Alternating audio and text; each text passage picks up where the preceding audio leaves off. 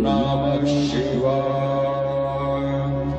जैसा कि आप व्हाइट बोर्ड में अगर आप नए साल की कुंडली जो देख रही हैं, ये उस समय रात्रि की कुंडली है, यानी 31 दिसंबर रात्रि 12 बजे के अनुसार हम जो है उस समय के लगन के अनुसार पूरे साल को जो है नव वर्ष का जो भविष्य फल होगा उसी के अनुसार मानते हैं।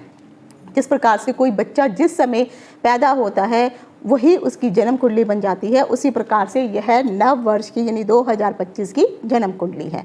अगर इस पे अगर आप नज़र डालते हैं तो यहाँ पर लगन जो है वो कन्या लगन का आ जाता है और कन्या लगन में केतु विराजमान है और राहु जो है मीन राशि में बैठे हुए हैं। बुध जो है, जो लगन के स्वामी बुध हैं, वे वृश्चिक राशि में तीसरे भाव में आकर के बैठे हुए हैं और धनु राशि में जो है सूर्य और चंद्रमा यहाँ पर बैठे हुए हैं। लेकिन एक चीज़ ध्यान देने वाली है कि उस समय अमावस्या का समय है, तो शायद उस समय जो है चंद्रमा अस्त हो चुके हैं, वह सूर्य के इतने नज़दीक आ गए हैं। पांचवा भाव खाली है। छठे भाव में शनि और शुक्र दोनों ही विराजमान हैं। भाग्य भाव में अगर आप देखेंगे तो वृष राशि के गुरु बैठे हुए हैं और गुरु उस समय वक्री अवस्था में है। चौथे जो आपका लाभ भाव का स्थान है, वहाँ पर अगर आप देखेंगे तो वहाँ पर मंगल बैठे हुए हैं, लेकिन मंगल जो है इस वक्त नीच अवस्था में भी हैं और साथ ही साथ यह वक्री भी हैं। तो ये आपके उस दिन की कुंडली है और इसी के अनुसार ही आपके राशियों का प्रेडिक्शन किया जाएगा। एक चीज़ याद रखिए, अगर आप किसी भी YouTube में किसी भी ज्योतिषी के द्वारा जो भी राशियों से संबंधित प्रेडिक्शन दी जा रही है, उस प्रेडिक्शन को आप सुनते हैं तो ज़रूरी नहीं है कि वह सारी प्रेडिक्शन आपके ऊपर फलित होंगी, ऐसा नहीं होता है। जो भी चीज़ें आपको बताई जाएंगी राशि के अनुसार, यह सब चीज़ें आपकी कुंडली में जो आपके ग्रह हैं, जिस ग्रह की दशा, महादशा, अंतरदशा और प्रत्यांतर दशा अगर चल रही है और गोचर में भी वो ग्रह उसी हिसाब से मूव कर रहे हैं, तो जो चीज़ें यहाँ पर नव वर्ष के लिए बताई जाएंगी वही चीज़ें फिर आपको भी दशा अंतरदशा के अनुसार आपको प्राप्त होंगी। तो डिम्पल शांडिल्या का नमस्कार। सबसे पहले हम शुरू करते हैं मेष राशि के लिए। तो यहाँ पर जो है अगर मेष राशि के लिए लेंगे तो मेष राशि के लिए यहाँ से हम काउंट करते हैं कि ये आपका लगन है, क्योंकि बार बार मैं ये नहीं बना सकती हूँ, इसलिए मैं आपको यहाँ से, आप इसको यहाँ से लगन मान के चलिए। तो अगर मेष राशि के लिए ये लगन है तो यहाँ पर जो है जो दूसरा भाव है वहाँ पर गुरु आकर के बैठे हुए हैं। तो इस हिसाब से जो है आपको फिर ये 3, 4, 5 इस तरह से जो है आपको ये सारा कैलकुलेट करना होगा। तो मेष राशि के लिए अगर देखा जाए तो आने वाला 2025 आपके लिए खुशियों भरा रहने वाला है। क्योंकि आपके जीवन में कुछ महत्वपूर्ण बदलाव लेकर के ये समय आने वाला है। सबसे महत्वपूर्ण बात आपको याद रखनी होगी, आने वाले साल में 2025 में 2 बड़े महत्वपूर्ण परिवर्तन होने वाले हैं। एक तो गुरु अपना राशि परिवर्तन करेंगे और साथ ही साथ राहु केतु भी अपना राशि परिवर्तन कर लेंगे। तो ये दो बड़े महत्वपूर्ण परिवर्तन हैं इस साल आपको देखने को मिलेंगे। तो 2025 की शुरुआत में मेष राशि के लिए वित्त लाभ जो है बहुत अच्छा होने वाला है, क्योंकि गुरु के प्रभाव से गुरु आपके जो है दूसरे भाव में आके बैठ गए हैं।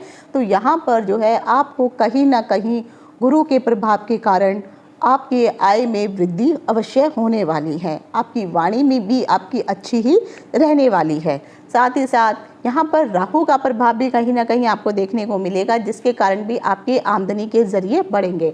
अप्रैल के बाद धन के जो लाभ हैं थोड़े और आपके बढ़ सकते हैं। राहु और गुरु के प्रभाव के कारण अप्रैल में धन लाभ और साथ ही साथ वेतन वृद्धि के भी संकेत दिखाई दे रहे हैं। देवगुरु बृहस्पति के तीसरे भाव में गोचर करने के कारण आपके जीवन में बहुत ही शुभ और अच्छे परिणाम मिलने वाले हैं, क्योंकि वहां से उनकी जो सीधी दृष्टि होगी 100% की वो आपके भाग्य भवन पर जाएगी, जिसके कारण आपके भाग्य में वृद्धि होगी। आपके लिए जो है ईश्वरीय वरदान, आपको कहीं ना कहीं ईश्वरीय शक्ति आपको प्राप्त होने वाली है। अभी तक जो भी चीज़ें आप करना चाहते थे और आप जिसके लिए प्रयासरत थे और हो नहीं पा रहा था, लेकिन इस वक्त जो है कहीं ना कहीं देवीय शक्ति आपके साथ रहने के कारण आपकी जो भी मनोवांछित इच्छाएं हैं वे धीरे धीरे पूर्ण होनी शुरू होंगी। कहीं ना कहीं आपकी इनकम तो बढ़ेगी ही। अगर आप किसी अच्छी नौकरी की तलाश में लगे हुए हैं तो आपको एक अच्छी नौकरी प्राप्त हो सकती है। देवगुरु की जो शुभ दृष्टि रहेगी, जिसके कारण जो है आपके इनकम में भी, आपके भाग्य में भी और कहीं ना कहीं ईश्वर का वरदान या ईश्वर का आशीर्वाद भी आपके साथ चलने वाला है। आपको बिजनेस में भी अपार सफलता प्राप्त होने वाली है। पूरे वर्ष अगर आप देखेंगे तो निरंतर कहीं ना कहीं आमदनी के आपके अलग अलग स्रोत बनते जाएंगे, जिसके कारण आपको आमदनी प्राप्त होगी। तो पूरा साल अगर देखा जाए तो कभी धन की कमी आप महसूस नहीं करेंगे। आपकी आर्थिक स्थिति बहुत ही अच्छी और मजबूत रहने वाली है। इस वर्ष अगर आप चाहते हैं तो आप कोई नया मकान इत्यादि, वाहन इत्यादि खरीदने की सोच रहे हैं तो ये इच्छा भी आपकी पूरी हो सकती है। बचत अगर आप करना चाहते हैं करिए, लेकिन मैं तो ये कहूँगी बचत को, सेविंग को जो है बैंक में ना रख करके किसी अगर आप जगह पे निवेश करते हैं, कोई प्रॉपर्टी में इन्वेस्ट करते हैं या किसी अन्य चीज़ में अगर निवेश करते हैं तो वो ज़्यादा अच्छा रहेगा। हाँ, फालतू के खर्चे करने से आपको बचना होगा। आपके लिए 2025 आर्थिक रूप से देखा जाए तो बहुत ही अनुकूल और शुभ रहने वाला है। स्वास्थ्य की दृष्टि से अगर हम देखेंगे तो 2025 में जो सेहत जो रहेगी शुरू में आपकी अच्छी रहने वाली है। 29 मार्च के बाद जो है शनि जो है आपके द्वादश भाव में चले जाएंगे, जिसके कारण जो है आपकी साढ़े साती चालू हो जाएगी। जुलाई में शनि वक्री होंगे, जिसके कारण आपको जो है उनका अधिक प्रभाव देखने को मिलेगा। तो हो सकता है कहीं ना कहीं आपको अनिद्रा की भी शिकायत हो, बेचैनी हो, मन में थोड़ी टेंशन हो, रात्रि के समय आपको नींद नहीं आएगी, कुछ अनईजीनेस भी महसूस कर सकते हैं। लेकिन धीरे धीरे बाद में ये सब परिस्थितियाँ ठीक हो जाएंगी। अगर कुंडली में शनि सही जगह पर नहीं है तो ये जो स्थितियाँ हैं ये आपको बढ़कर देखने को मिल सकती हैं। अगर आपके पारिवारिक और सामाजिक स्थिति के बारे में अगर बात की जाए तो देखा जाए तो मार्च के बाद आपके परिवार की जो जिम्मेदारियां होंगी आपके ऊपर बढ़ने वाली हैं। आपकी मान मर्यादा प्रतिष्ठा ये भी, इसमें भी वृद्धि होने वाली है। माता पिता का जो स्वास्थ्य अगर देखेंगे तो वो कहीं ना कहीं अच्छा रहने वाला है, लेकिन संतान से संबंधित कुछ परेशानियां आपको झेलनी पड़ सकती हैं। वर्ष के अंत में जिन भी लोगों का विवाह नहीं हुआ है उन लोगों के लिए वैवाहिक जैसा शुभ कार्य जो है संपन्न हो सकते हैं। आपका विवाह जो है कहीं ना कहीं फिक्स भी हो सकता है या फिर आप विवाह भी कर सकते हैं। अगर आप पहले से विवाहित हैं तो मार्च तक के जो समय में, अगर अभी पहले ये साल में अगर कुछ अनबन आपके बीच में चल रही है विवाहित जोड़ों में, तो मार्च में जो है धीरे धीरे आपके संबंध मधुर हो जाएंगे। 18 मई के बाद केतु का प्रभाव जो है कहीं ना कहीं महिलाओं के ऊपर देखने को मिल सकता है। अगर आप कंसीव वगैरह होती हैं या गर्भ धारण करती हैं तो उसमें कहीं ना कहीं मुश्किलों का सामना करना पड़ सकता है। अगर कुंडली में भी केतु की वही स्थिति बनी हुई है तो आपका एबॉर्शन तक भी हो सकता है। तो जो भी गर्भवती महिलाएं होंगी उनको इस समय 18 मई के बाद जो है, क्योंकि केतु के प्रभाव के कारण आपको कहीं ना कहीं गर्भ धारण करने में कोई समस्या आ सकती है। जुलाई से अक्टूबर के महीने में आपके वैवाहिक जीवन में और प्रेम संबंधों में कहीं ना कहीं कुछ चुनौतियां भी देखने को मिलेंगी, लेकिन धीरे धीरे फिर ये सब चीज़ें जो आपस में सुलझ भी जाएंगी। अगर आप विद्यार्थी हैं तो शिक्षा के लिए और करियर के लिए 2025 कैसे रहने वाला है। छात्रों के लिए देखा जाए तो यह वर्ष आपके सपनों को पूरा कर सकता है और यह आपके लिए बहुत ही शुभ रहने वाला है।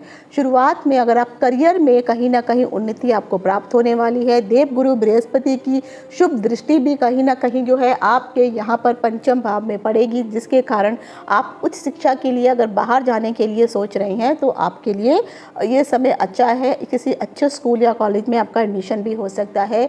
जो लोग टेक्निकल पढ़ाई कर रहे हैं उनके लिए भी बहुत अच्छे और सुनहरे मौके देखने को मिलेंगे।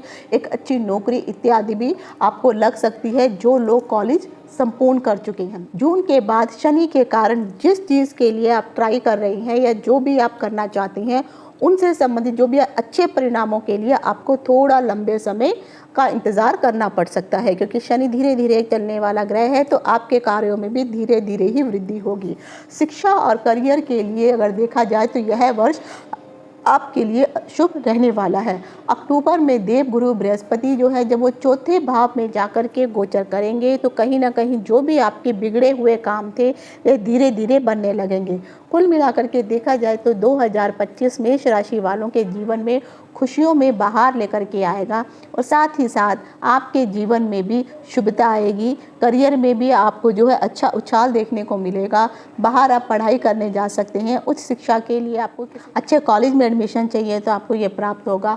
हर क्षेत्र में कहीं ना कहीं आपको जो है कामयाबी अवश्य प्राप्त होने वाली है।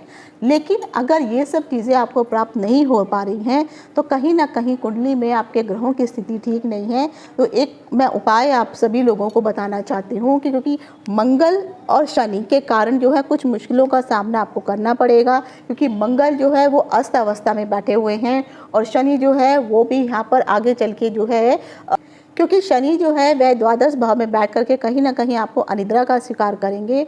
तो आप लोगों को अपने मंगल और शनि को ठीक करने के लिए हो सके तो हनुमान जी की मूर्ति पर जाकर के या उनके मंदिर में जाकर के उनके लिए जो है हनुमान का जो चोला होता है आप चोला इत्यादि चढ़ा सकते हैं। सिंदूर वगैरह जो है आप हनुमान जी को अर्पित कर सकते हैं।